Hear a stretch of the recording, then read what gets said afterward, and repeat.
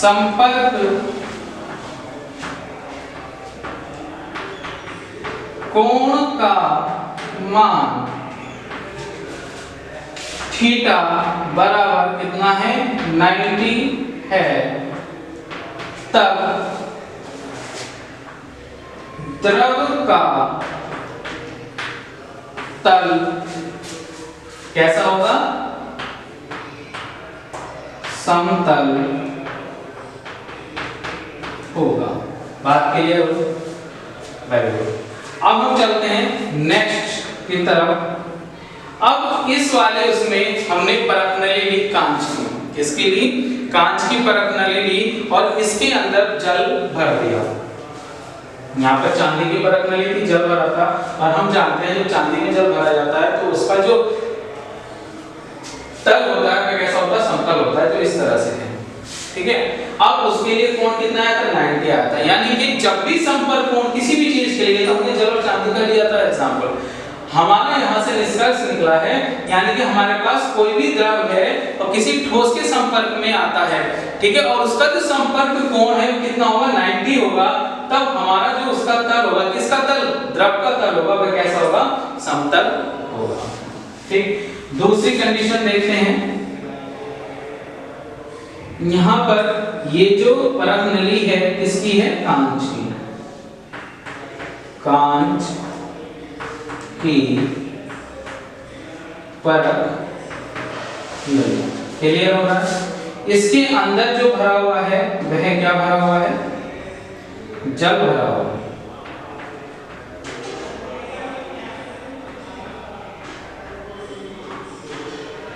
इसके अंदर हमने भर दिया जल।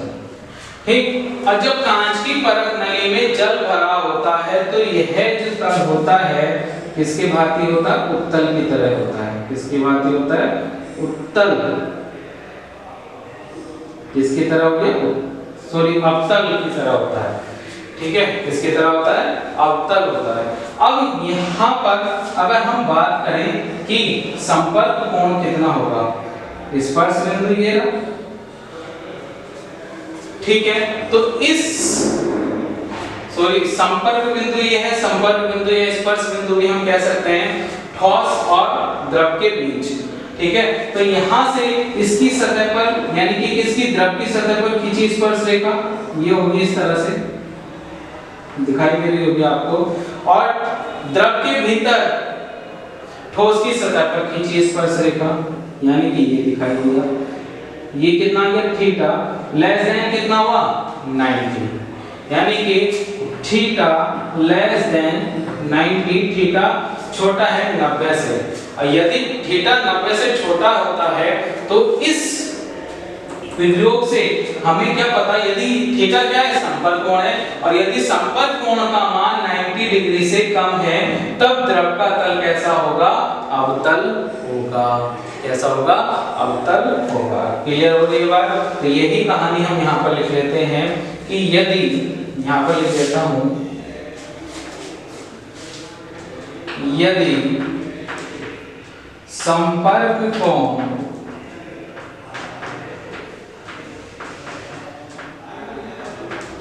थीटा छोटा है 90 से, तब द्रव का तल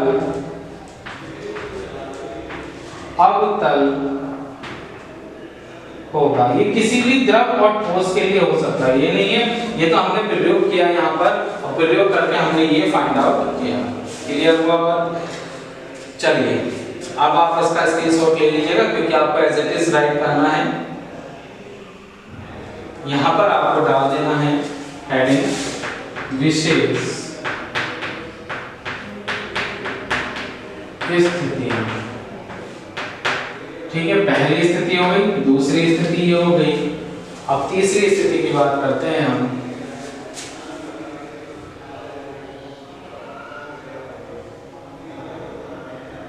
चलिए, आपने स्क्रीनशॉट ले लिया होगा सभी ने।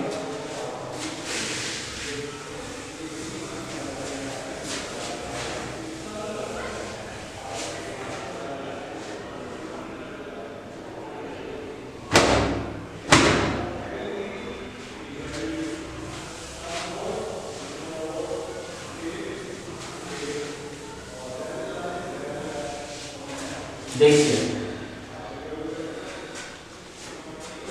तीसरी स्थिति, तीसरी में इस बार भी हमने जो परख नली ली वो ली किसकी, कांच की। इसकी परख नली ली हमने यहाँ पर मेंशन कर दिया, कांच की परख नली। क्लियर हुई बात। अब इसके अंदर क्या भर दिया हमने, पारा। क्या चीज भर दिया, पारा इसके अंदर हमने यहाँ पर भर दिया। और हम एक बात बहुत अच्छे से जानते हैं, जब हम पारा भरते हैं तो पारे का जो तल होता है वह हमारा कैसा होता है, उत्तल होता है। इसके अंदर क्या भरा हुआ है, पारा इसमें भरा हुआ। ठीक, अगर हम बात करें संपर्क कोण की, इसका संपर्क कोण कितना होगा, तो ये एक्सपेरिमेंट हम कर रहे थे, तो इसका स्पर्श बिंदु ठोस और द्रव, पारा कैसा एक द्रव है, ठीक है, और परख नली की सतह कैसी हो गई, ठोस हो गई।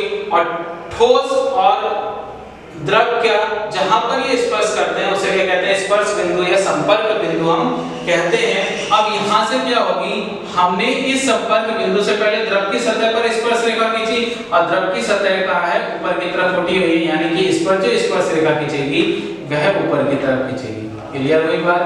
अब दूसरी जो स्पर्श रेखा हमें खींचनी थी ठोस की सतह पर, द्रव के भीतर खींचनी थी, ठीक है, तो हमने दूसरी स्पर्श रेखा ठोस की सतह पर द्रव के भीतर की तरफ खींची, ये हो गया थीटा।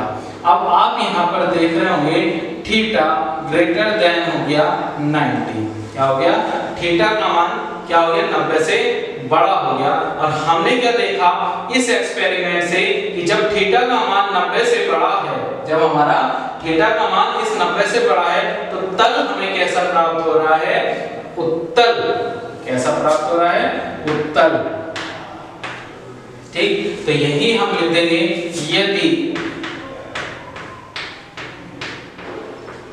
संपर्क कोण थीटा बड़ा है 90 से, तब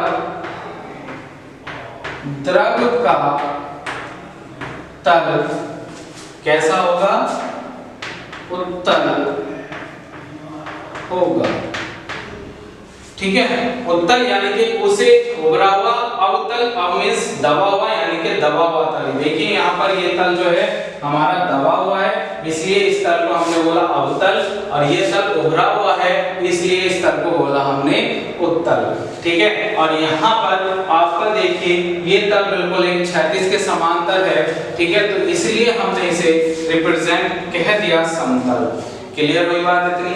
ठीक, अब हम यहाँ पर एक चीज और देखते हैं, ये कंडीशन थी, 3 कंडीशन थी, इन कंडीशनों में भी एक चीज और देखते हैं हम। अब हम बात करते हैं पहली स्थिति की, पहली कंडीशन की बात करते हैं। ठीक है, तो पहली कंडीशन की बात अगर हम करें,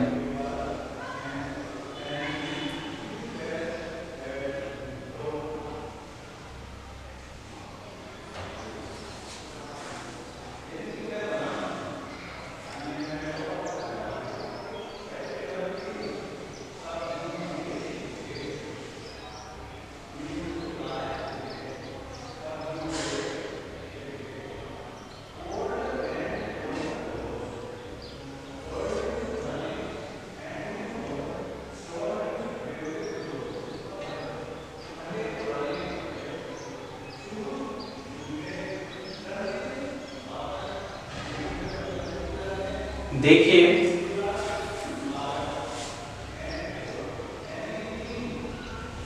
चलिए अब हम चलते हैं इसमें नेक्स्ट टॉपिक की ओर, संपर्क कोण। आशा करता हूं आप लोगों को समझ में आया होगा। अब हम चलेंगे इसमें नेक्स्ट टॉपिक की ओर कि नेक्स्ट टॉपिक हमारा क्या कहता है। क्लियर हुई बात इतनी, आशा करता हूं आपको क्लियर हुई होगी। ठीक है, हमने क्या पढ़ा, संपर्क कोण। संपर्क कोण क्या होता है, जब हम क्या करते हैं किसी द्रव के और ठोस के स्पर्श बिंदु से या संपर्क बिंदु से क्या